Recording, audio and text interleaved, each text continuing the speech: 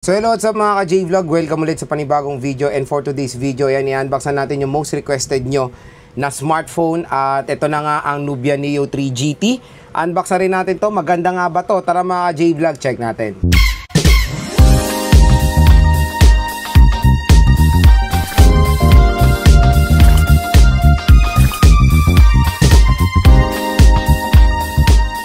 So yun mga ka-J-Vlog, shoutout sa mga nakanood ng first impressions ko dito sa Nubia Neo 3 GT. Ayan, sabi ko nga sa inyo, di ba, unbox review game test natin at bumili na rin tayo finally ng Nubia Neo 3 GT. Inabangan ko yung 4 sale para makuha ko siya ng good deal. At ayun, yung color na na-purchase natin is yung electro yellow. Pero ano nga bang SRP ng Nubia Neo 3 GT? So meron siyang SRP na 12,999 na meron 12 gig 256, pero nakuha ko lang to sa halagang, I think, di ako nagkakamali, 12 plus ko rito nakuha, 12 plus or 11 plus itong Nubia Neo 3 GT. So very ano lang siya, very affordable sa kanyang specs. Yung specs kasi nito solid. And ang magandang ano, nung bumili ako nito, nakakuha tayo ng libreng TWS wireless headset. So ganun din sa Nubia Neo 3 5G, bumili rin ako, nakakuha rin tayo wireless headset. So shoutout sa nakuha nito sa online. So napakagandang deal. Bumili ka na itong napakasig na smartphone, may libre pang wireless headset. At yun nga, kung interested kayo sa Nubia Neo 3 GT, lalagay ko po yung link nito sa description box. I-add to cart nyo na to mga J-Vlog, dahil hanggang mura pa siya at below SRP siya sa online. Napakagandang deal nyo makukuha tong smartphone na to. So ito nga is meron 12 GB of RAM, 256 GB of internal storage. So ito yung top of the line sa Nubia Neo 3 series. So tara mga ka-J-Vlog, samahan nyo kay unbox itong smartphone na to. So ito yung box ng Nubia Neo GT3, Nubia Neo 3 GT 5G. So mapapansin nyo dito sa box din ng Nubia Neo 3 5G, very identical lang sila, and even the 4G one. So very identical lang yung mga box ng Neo GT or ng Neo 3. So ito yung top of the line sa Neo 3 series, the Neo 3 GT 5G, at maraming nagabang neto or nagre-request na i-review and unbox nga natin itong smartphone na to. And for today, ayan na po, itetest natin ito sa mga iba't ibang games. Lahat ng gine-game test natin is ano natin ito, itatry natin itong Nubia Neo 3 GT 5G. So the box is syempre very futuristic or very pang gaming talaga. At ayan, powered siya ng AI, Nubia Neo 3 GT 5G. And when it comes to specifications niya, ang ating color na yan box is electro yellow. So open na natin itong smartphone na to. And yun na pala mga ka-J-Vlog, upon receiving is ano to, in-unbox ko rin or inopen ko na rin siya. Tapos video ko, syempre kailangan din natin ng ano, di ba, protection sa online. So ito yung kanyang quick specifications dito. So meron siyang dedicated gaming processor, the Unisoc T9100 6nm 5G processor up to 2.7 GHz. Super endurance, 6,000 mAh battery, nice, with 80 watt ultra charging. A cooling system, ito yung maganda dito. So meron siyang cooling system. I don't know kung fan ba siya or a liquid cool. Titingnan natin yung ultimate control shoulder trigger button. So ito, na-try na natin ito sa Nubia Neo 3 4G. Napaka-astig niyang shoulder trigger button na yan. Superior display, ito maganda dito is OLED po itong smartphone na to with big memory, 12 GB of RAM and 256 GB of internal storage. So mamaya na to. Tingnan muna natin yung content ng box. Okay? So, expect na natin wala na talaga si paring earphone. So, gagawin na lang natin paring brick. Kasi usually din, pag slim box, wala na si paring, yung brick eh. So, yan na yung papalit kay paring earphone ngayon. So, nandito, oops, hindi po si maring jelly case. Si maring hard case ang included. So, hard case po ang kasama dito sa Nubia Neo 3 GT. Medyo bago. And ito yung kanilang katol-like na SIM eject tool or si baby SIM eject tool na mukhang katol. So, warranty and of course, a quick start guide. And wow, maganda yung ano nila, yung charger nila, color black. Okay, so ito si paring brick. Ito, fast charging yung kanyang brick. Okay. And of course, si Type-C cable. C2C na po ito yun. Maganda dun, C2C na siya. Diba, for fast, ano talaga yan, for fast charging.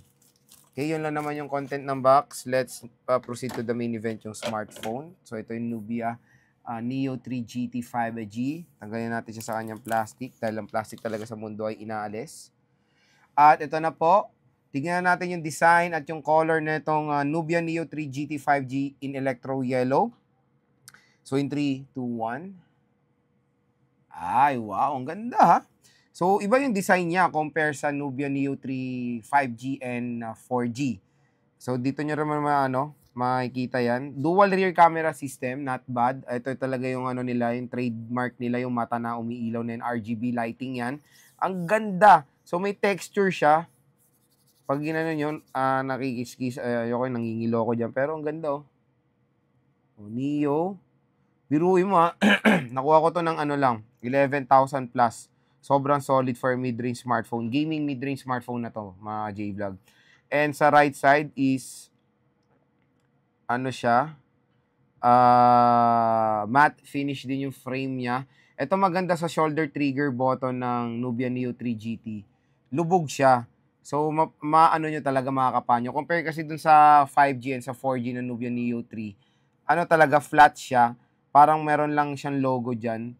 At ito kasi may hulma para makapanyo kung nasan talaga yung button. So, mas maganda yung ganito.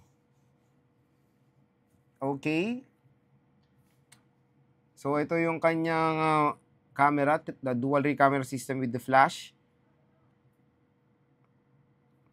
Sa right side is nandito yung kanyang power button and yung volume rocker. Sa taas naman is yung kanyang microphone. Sa left side wala tayong makikita. At maganda rin yung texture ng frame in fairness. Oh. Sa baba naman, marami tayong ganap like the speaker grills, Type-C port, headphone jack, and yung SIM tray. At ang magandang balita, pag bibili nyo to is meron na siyang screen protector out of the box. So open na natin si Nubia Neo 3 GT 5G. Ayan. So, Nubia, by yourself, powered by Android. Lagay natin sa maring hard case. So, tingnan nyo, oh. Oh, di ba? Umiilaw. So, lagay nyo muna yan si maring hard case as a temporary case. Pero, hindi siya magandang protection kasi open na open yung gilid. Ayan, ang ganda ng likod niya, RGB lighting. So, setup ko muna to. Balik ako kayo. So, ayan, na-setup na natin si Nubia Neo 3 GT 5G. Siyempre, ang una nating napansin dito is yung kanyang gorgeous display. So, OLED display itong smartphone na to. Napakaganda. Grabe, nagpapap talaga yung colors pag OLED. Siyempre, ito yung animation niya. Same lang naman sa 4G. Ayan yung marang electric pa na ganyan. Check natin yung kanyang about phone. So, Nubia Neo 3 GT 5G, 256GB of internal storage. Pero grabe, ang liit na lang na available niya, 224. Ang laki agad nung nakaltas, ha. 31GB agad ang nakain out of the box. System storage yan and other data like yung mga na-install na dito sa device na to. Grabe, no? Late na talaga ng 64 or even 128, lumiliit na. So, naka-Android 15 na siya.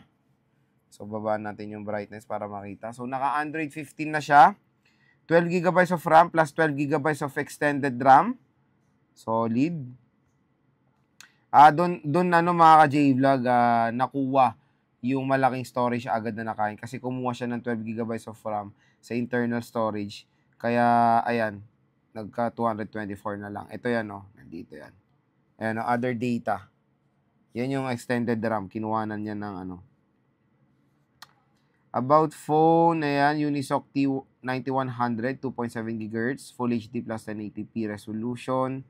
So, yun, mga ka-J-Vlog, when it comes sa display ng device na to, let's check. Of course, it's 120Hz screen refresh rate. Okay. So, abangan nyo na lang sa full review ko. Lahat naman i-explore natin itong Nubia Neo 3 GT. So, ito ay quick unboxing in hands-on lang dito sa device na to. Pero maganda dito is yung kanyang game space. Ito yung nagustuhan ko sana yung Nubia Neo 3 4G. Yung game space. Ayan, ang ganda nung menu, very helpful. And sa mga magse-set ng shoulder trigger button, sa game nyo po yan isa-set. Pag nag-open kayo ng game, isa-slide nyo yung game space, tapos pwede nyo i-set yung trigger button niya. At ang maganda dito sa device na to, it's a in-display fingerprint scanner. Etong Nubia Neo 3 GT 5G. So yun mga ka-J-Vlog, na-unbox na rin natin finally ang Nubia Neo 3 GT at i-share ko na sa inyo yung first impressions ko dito sa smartphone na to. Ngayon nawakan ko na siya. personal. Number 1 sa display, ang ganda nung display niya to be honest kasi OLED siya, napakalaki ng display at 120Hz screen refresh rate at mataas yung brightness niya in fairness. So pag maglalaro kayo dito sa Nubia Neo 3 GT, panigurado ma-enjoy yung viewing experience so dito. Hindi lang siya OLED, mataas din yung kanyang resolution, Full HD plus 1080p. So, kumbaga, when it comes sa gaming, malaking help yung OLED display na itong device na to. At very comfortable maglaro dito sa Nubia Neo 3 GT. Next mga ka-J-Vlog, yung operating system. Magandang balita nga ang OS na to is Android 15 na. At yun, hindi na kayo maghihintay ng update. So, malay natin, there's a possibility rin na ma-update sa Android 16. Wala pa naman akong ganong experience when it comes sa mga Nubia smartphone. Pero I think na-update din naman yung mga software nila. Pero yun, magandang balita, hindi na kayo maghihintay ng update dito. So, isang taon natin magagamit yung Android 15 and baka next year ay ma-update to sa Android 16. Next mga ka-J-Vlog, yung kanyang RGB lighting. So, tulad doon sa Nubia Neo 3 4G, umiilaw po to RGB lighting at pwede nyo pong i-personalize yan. At napakaganda rin ang design na itong smartphone na to na sobrang nagustuhan ko. So, ito yung tinatawag nilang mecha design. Very futuristic at talagang nagpo-focus to sa gaming side. Kaya sa mga gamers out there dyan na gusto yung ganitong design na may RGB lighting, panigurado may mamamangha kayo dito sa Nubia Neo 3 GT. At magandang texture niya, mayroong ayan pag kinaskas, medyo nangingilo ko diyan. Hindi lang siya parang smooth eh. Very very premium yung pagkagawa dito sa smartphone na to. Even yung side niya, tignan mo yung shoulder trigger button niya, meron ng may lubog para makapahan yung shoulder trigger button. Compare kasi dun sa 5G and 4G na Nubia Neo 3, flat lang talaga siya. Akakapay nyo. Ito dito talaga talagang siya flat lang. Dito kasi makakapahan nyo agad yung trigger button, which is napakaganda.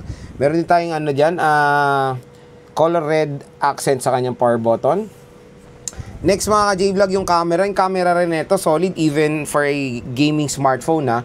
Maganda rin naman yung mapoprovide na camera quality ng Nubia Neo 3 GT. Test ako ng mga few camera shot dito, maganda naman mapoprovide niya. At sa full review, explain pa natin further yung camera side ng Nubia Neo 3 GT. Malupit pa dito, dual steer speakers itong smartphone na to at malaki yung battery niya. Nasa 6,000 mAh na removable battery. 80 watt fast charging rate po ito. Biruin mo in less than 1 hour lang mo full charge na itong 6,000 mAh battery capacity niya. Matagal na nga siya malubat. Tapos pag nalubat siya, charge lang ng ilang minuto. Good to go na agad kayo dito sa smartphone na to. Next na maganda dito sa smartphone na to is of course yung RAM at ROM niya.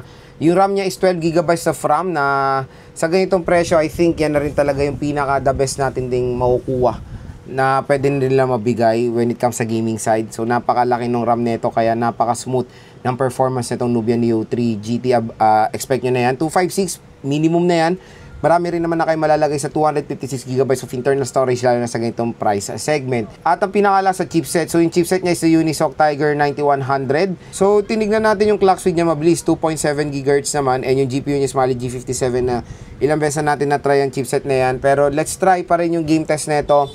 Titingnan natin yung performance na sa lahat ng games na tinetest natin, Genshin, ML, COD, Firelight 84. And mag-comment kayo sa baba kung ano pa ba gusto nyo i-game test dito sa Nubia Neo 3 GT. Tatry natin i-game test. So yun mga ka-J-Vlog, yung first impressions natin so far dito sa smartphone na to. Napakalupit, napakaganda ng design at overall yung overall specs nito ay sobrang sulit sa kanyang SRPs. Kaya kung interested kayo sa Nubia Neo 3 GT, ilalagay ko po yung link nito sa description box. Add to cart nyo na po mga ka-J-Vlog dahil panigurado ma-enjoy nyo rin gamitin itong smartphone na to.